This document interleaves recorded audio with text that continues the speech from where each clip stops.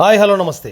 పొద్దున్నుంచి నాటకీయ పరిణామాల మధ్య హీరో అల్లు అర్జున్ని ఆయన ఇంటి నుంచి అరెస్ట్ చేయడం, అక్కడి నుంచి నాంపల్లి స్టేషన్ తీసుకెళ్లి విచారించడం, ఆ పైన గాంధీ ఆసుపత్రిలో ఆయనకి వైద్య పరీక్షలు చేయించి అక్కడి నుంచి నాంపల్లి కోర్టు ముందర హాజరుపరచడం, నాంపల్లి కోర్టులో చాలాసేపు వాదోపవాదాలు జరిగిన తర్వాత అక్కడి జడ్జి గారు అయితే పోలీసు వారి వాదనతోటి పబ్లిక్ ప్రాసిక్యూటర్ వాదనతో ఏకీభవించి ఆయనకి 14 రోజులు రిమాండ్ విధించడం.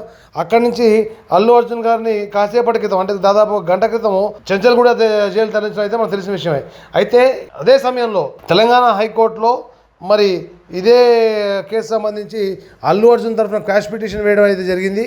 అయితే ఆ క్వాష్ పిటిషన్ మీద విచారం, అంటే వాదోపవాదాలు జరుగుతున్న సందర్భంలో అల్లు అర్జున్ తరఫున ఏదైతే వాదించారు నిరంజన్ రెడ్డి, ఆయన హైకోర్టు దృష్టికి ఆయనకి రిమాండ్ విధించారని, మరి ఆయన్ని చెంచల్గూడ జైలుకు తరలించారని చెప్పి హైకోర్టు తెలపడం.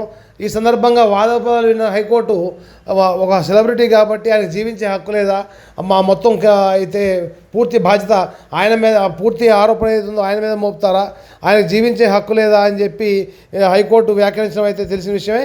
అయితే హైకోర్టు కాసేపటి క్రితమే అల్లు అర్జున్ పెద్ద ఊరటైతే ఇచ్చింది. ఆయనకి బెయిల్ మధ్యంతర బెయిల్ మంజూరు చేయడం జరిగింది. అయితే అక్కడ మనం మాట్లాడుకోవాల్సిన విషయం ఏంటంటే, జనరల్గా జైలు ప్రొసీజర్ ప్రకారం సాయంత్రం 5 గంటల తర్వాత ఎటువంటి ఖైదీని కూడా జైలు నుంచి విడుదల చేయరు.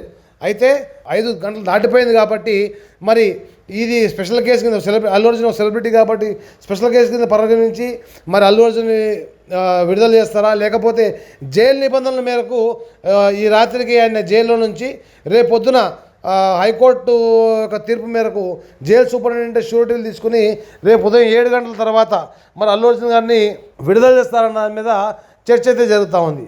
అయితే జనరల్గా అయితే కనుక ఒకరు బెయిల్ మంజూరు చేసిన తర్వాత ఆ బెయిల్ ఏ బేసిస్ మీద మంజూరు చేశారు, వాదోపవాదాలు ఏ రకంగా అయితే జరిగాయి, వీటన్నిటిని కూడా పూర్తిగా డ్రాఫ్ట్ రూపంలో పెట్టి దాని మీద పూర్తిగా ఉత్తర్వులు అయితే ఇవ్వాల్సిన పరిస్థితి అయితే ఉంది.